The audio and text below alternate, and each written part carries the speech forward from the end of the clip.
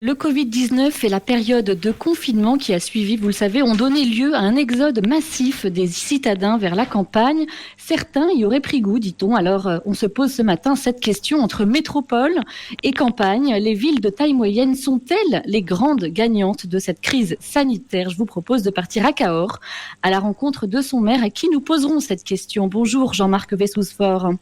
Bonjour à tous les auditeurs.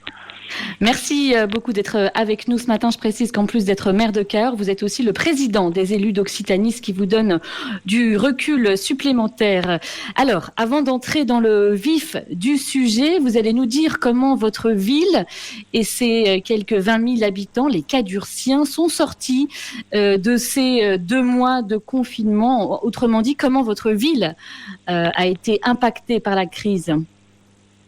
Alors d'abord, ce qui est sûr, c'est que la ville a été moins impactée par cette crise sanitaire que d'autres territoires en France, puisque nous avons eu évidemment des personnes hospitalisées, des personnes en réanimation, mais quand on fait le compte, on s'aperçoit qu'on l'a traversé, cette crise, mieux qu'ailleurs, et je pense que le territoire, la façon dont il est construit, le fait qu'il y ait moins de densité que dans les métropoles n'y est pas pour rien.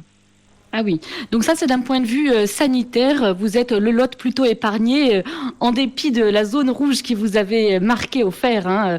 Au début, c'était une erreur de l'ARS. Jean-Marc Wessous-Fort, d'un point de vue économique, est-ce que vous avez des secteurs tout de même qui ont été touchés ?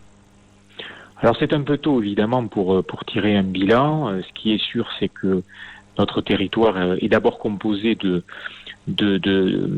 personnes de la fonction publique, de retraités. Ceux-ci n'ont pas vu leurs revenus pour le moment affectés. Sur le plan économique, on voit bien que les secteurs les plus touchés sont le secteur automobile, aéronautique. On a quelques entreprises qui sont évidemment en lien avec ces secteurs, qui vont souffrir, c'est une évidence. Et puis on a tout le secteur du tourisme, les bars, les restaurants qui sont inquiets parce que d'abord pour les restaurants, les hôtels, on ne sait pas encore quand est-ce qu'ils vont réouvrir et surtout comment ils vont réouvrir. Donc on a besoin d'encore un petit peu de temps, mais je fais souvent le tour des entreprises. Le moral est encore là, le souhait d'accueillir et puis de mettre en avant ce qui a fait l'attractivité de ce territoire, et on espère qu'elle le sera encore plus demain, c'est-à-dire un territoire qui a respecté sa nature, un territoire où il y a moins de densité, où on peut profiter de paysages, où on peut profiter d'authenticité. Et je pense que ces valeurs-là, demain, elles vont être recherchées. Donc on prépare évidemment une communication sur ces aspects de manière à pouvoir encore attirer de la population et attirer des touristes. On l'a vu pendant cette crise, on a eu beaucoup de personnes qui sont venues se réfugier. Mais bien sûr, c'est évidemment la question que j'allais vous poser. On a beaucoup parlé de ces citadins qui se sont réfugiés, qui se sont confinés à la campagne. Est-ce que ça, vous l'avez constaté à Cahors et dans les alentours ?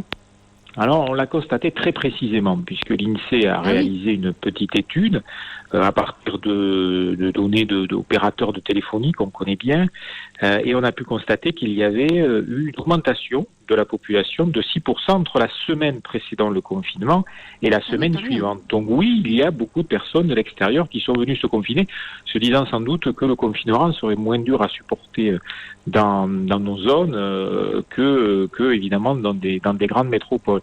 Donc ce phénomène, on a pu le constater, et aujourd'hui les gens s'interrogent, beaucoup doivent partir retravailler, mais se disent finalement, est-ce que c'est pas la solution de pouvoir travailler différemment et puis de profiter de la qualité de vie de nos territoires. On espère en tout cas que demain ça participera aussi de l'attractivité de notre ville et de ce département du Lot.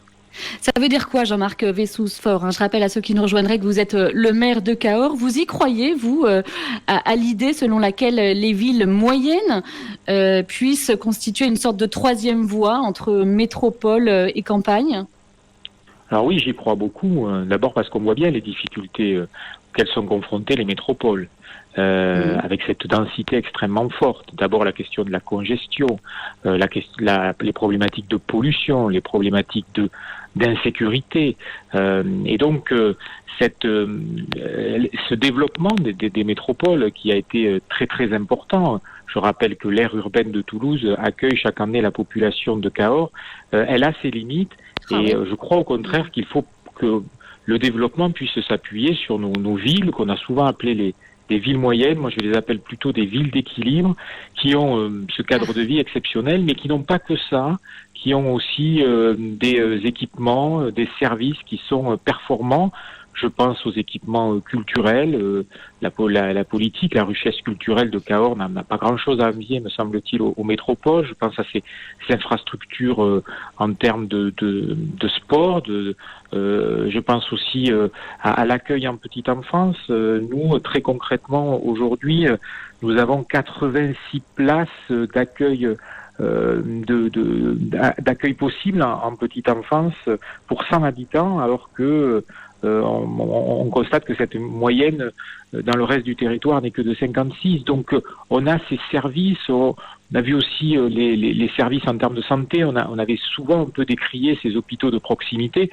Puis qu'est-ce qui s'est passé pendant cette crise? On s'est aperçu que finalement ils avaient beaucoup de potentiel, et même au centre hospitalier de Cahors, eh bien, on a été amené à accueillir des patients du Grand Est qui ont été particulièrement bien traités, bien soignés, puisque beaucoup sont repartis guéris. Donc, on s'aperçoit à quel point ces villes d'équilibre, elles ont du potentiel, qu'elles ont été souvent délaissées au détriment de métropoles qui aujourd'hui sont dans ces situations beaucoup plus difficiles, et donc on revient vers nos villes. Et puis, c'est vrai que ce qui a fait la force des métropoles, souvent, c'est le fait de pouvoir avoir tous les centres de savoir, les commerces, les grandes entreprises, les sièges souvent.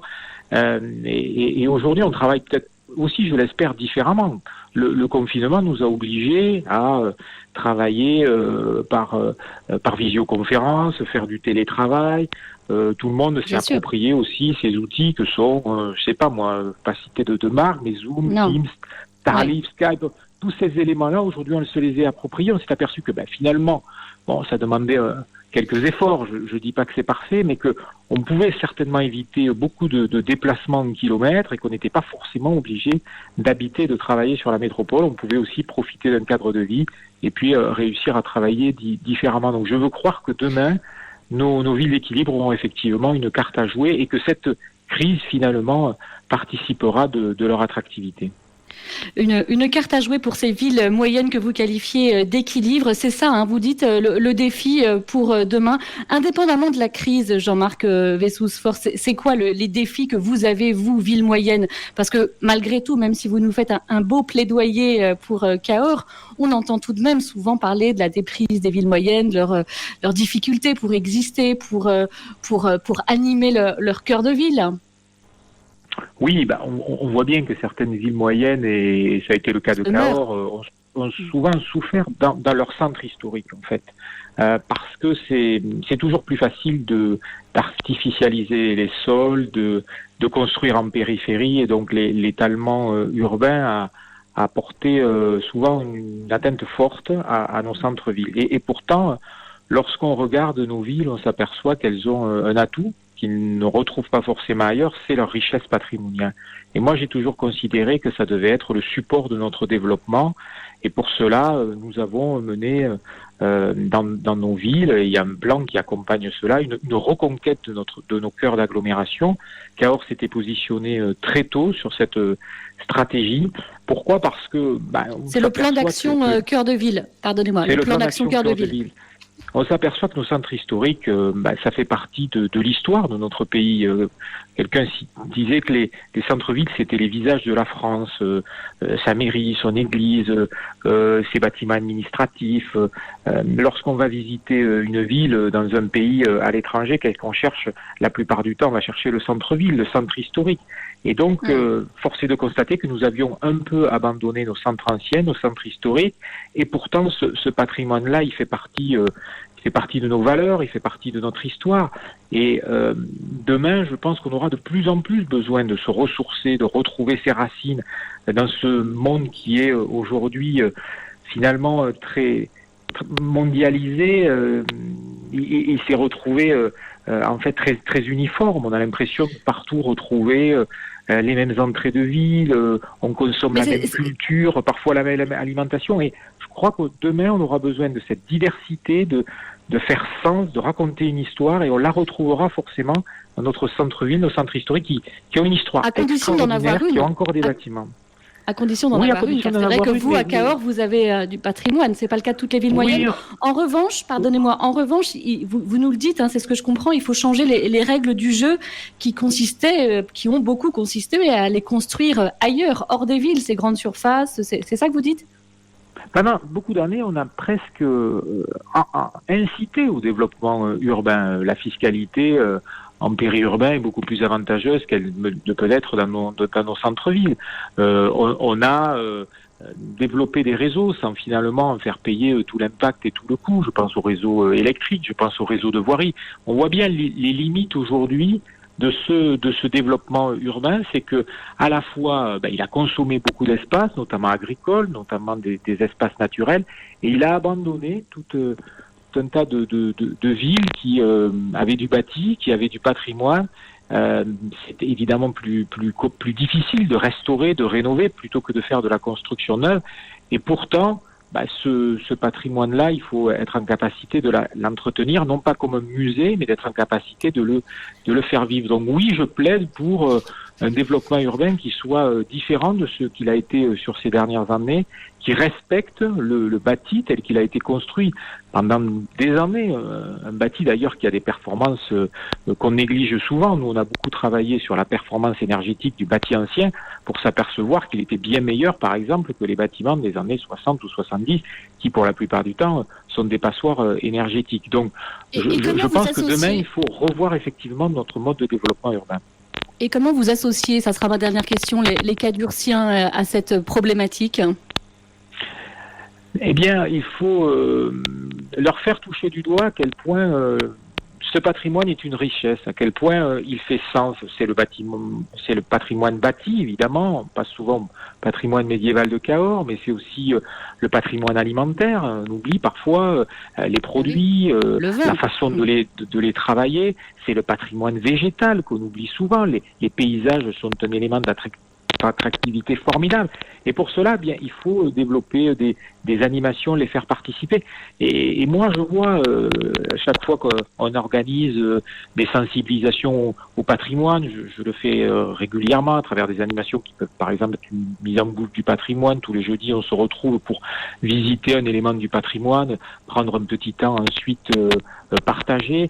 Je vois à quel point les gens sont fiers de redécouvrir leur patrimoine, de redécouvrir leur bâti, leur maison, leur rue. Chaque fois que je fais une rénovation, par exemple, d'une rue, plutôt que d'aller couper un ruban, eh bien, je fais venir le service du patrimoine pour expliquer comment a été composée la rue, son histoire, et les gens redeviennent fiers. Ils ont besoin aussi de racines, de faire sens. On a besoin de se retrouver, de voir les valeurs qu'on a en partage. Et ça, lorsqu'on arrive à transmettre ces éléments, on retrouve de la fierté et on retrouve derrière aussi un respect patrimonial. On ne voit pas son bâti de la même façon. Donc c'est tous ces éléments-là que nous essayons de travailler. Et moi, ce que je constate, c'est que de plus en plus, les Cadurciens sont fiers de leur histoire, sont fiers de leur patrimoine et sont en capacité aussi de la partager, ce qui est un élément d'attractivité formidable. Un immense merci Jean-Marc Vessouze-Fort, vous êtes le maire de Cahors, vous êtes très fier de votre ville et avec un tel plaidoyer, je crois qu'on va tous déménager à Cahors d'ailleurs où nous saluons nos équipes puisque nous avons une antenne Radio Présence à Cahors. Merci à vous. Merci à vous.